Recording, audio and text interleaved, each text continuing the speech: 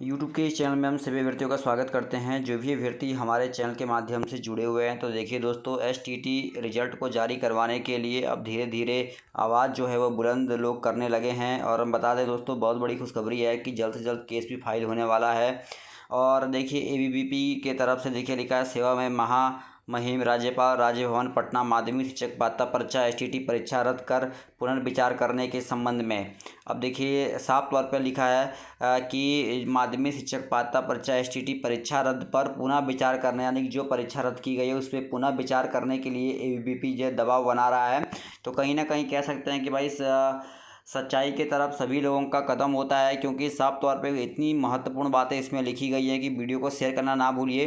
तो चलिए मैं दिखा देता हूँ क्या लिखा है। निवेदन पूर्वक कहना चाहता हूँ कि अखिल भारतीय विद्यार्थी परिषद ने एसटीटी परीक्षा की पूरे घटनाक्रम के अध्ययन हेतु एक आंतरिक अध्ययन दल गठित किया था।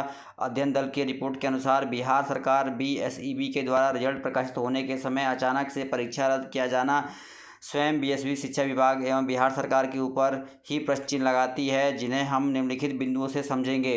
देखिए महत्वपूर्ण बातें लिखी गई हैं। बिहार एसटीटी 2019 की परीक्षा के लिए जब नोटिफिकेशन निकाला तो लगभग 4 पन्नों में सारी जानकारी क्रमशः एवं बारीकी से लिखा हुआ था। इसके अतिरिक्त किसी भी तरह के कन्फ्यूजन को दूर करने के लिए बोर्ड ने ईमेल या मोबाइल नंबर जारी किया था। देखिए लिखा 28 जनवरी को जब एग्ज़ाम लिया गया तो सभी सेंटर पर त्रिस्तरीय जांच की व्यवस्था की गई। प्रत्येक परीक्षा हॉल में जैमर इलेक्ट्रॉनिक डिवाइस जैसे फ़ोन ब्लूटूथ के प्रयोग को रोकने वाला यंत्र लगाया गया। जूता चप्पल घड़ी एवं बेल्ट बच्चे को गेट के बाहर ही खुलवा दिया गया। एक बेंच पर केवल 2 परीक्षार्थी को बैठाया गया। परीक्षा के संपूर्ण समय काल का वीडियो रिकॉर्डिंग किया गया। जिस सेंटर पर बच्चे परीक्षा का बहिष्कार किए थे या फिर देर से जाने के कारण गेट लॉक कर दिया गया था, उन सेंटरों पर पुनः परीक्षा फरवरी में ली गई। और देखिए लिखा है, सभी विषय के प्रश्न सिलेबस से ही थे। बोर्ड ने पहले ही मुख्य विज्ञापन में सूचित कर दिया था कि निर्देश विषय से ही प्रश्न रहेंगे। जैसे सामाजिक विज्ञान का प्रश्न सामाजिक विज्ञान से ही था, उसमें गणित या अंग्रेजी के प्रश्न नहीं थे। इसके अतिरिक्त सामाजिक विज्ञान सहित सभी विषय के प्रश्न स्तर बिहार टेक्स्ट बुक या पैटर्न पर आधारित थे। आगे देखिए क्या लिखा। तो देखिए बहुत अच्छी बातें इसमें लिखी गई हैं और इस वीडियो को शेयर करना ना भूलें। देखिए लिखा है, फरवरी के परीक्षा के बाद कभी भी किसी भी न्यूज़पेपर में या किसी देखिए यहाँ पर लिखा है, किसी भी छात्र संगठन या किसी भी परीक्षार्थी के समूह द्वारा परीक्षा को निम्न स्तर पर भी ना तो बहिष्कार किया गया और ना ही रद्द करने की मांग की गई। दोनों परीक्षा का बारी बारी से शिक्षा विभाग एवं परीक्षा समिति के द्वारा आंसर शीट जारी किया गया एवं आंसर पर आपत्ति की तिथियां निकाली गई। परीक्षा समिति के द्वारा 15 मई तक हर हाल में रिजल्ट घोषित करने की बात कही गई।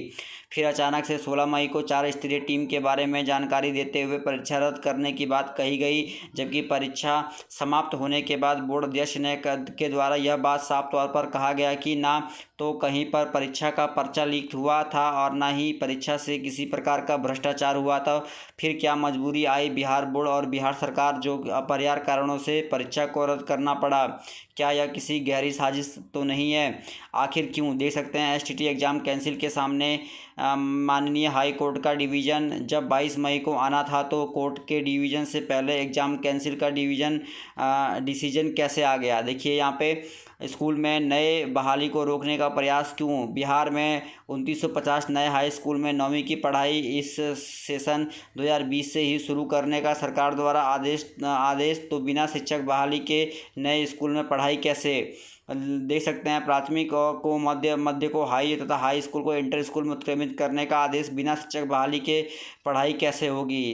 तो मैंने आपको देखिए पहले भी कहा था दोस्तों कि जो विद्यालय हैं वो नव सृजित किए जा रहे हैं। ऐसे में अब देखना ये होगा कि भाई जब विद्यालय नए सृजित किए जा रहे हैं तो क्या उन विद्यालयों को नवीनीकरण से काम चल जाएगा? शिक्षक कहाँ से आएंगे?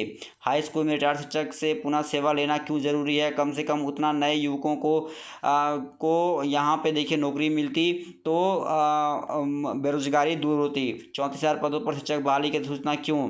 अब देखिए ये तमाम बातें जो हैं कटघरे में सरकार को खड़ी कर रही हैं कि भाई जब नोटिफिकेशन में 37,000 पदों पर बहाली लिखा था तो क्यों 34,000 पदों पर सूचना जारी की गई? कब तक बिहार में समय समय पर शिक्षक बहाली के नियम बदलते रहेंगे।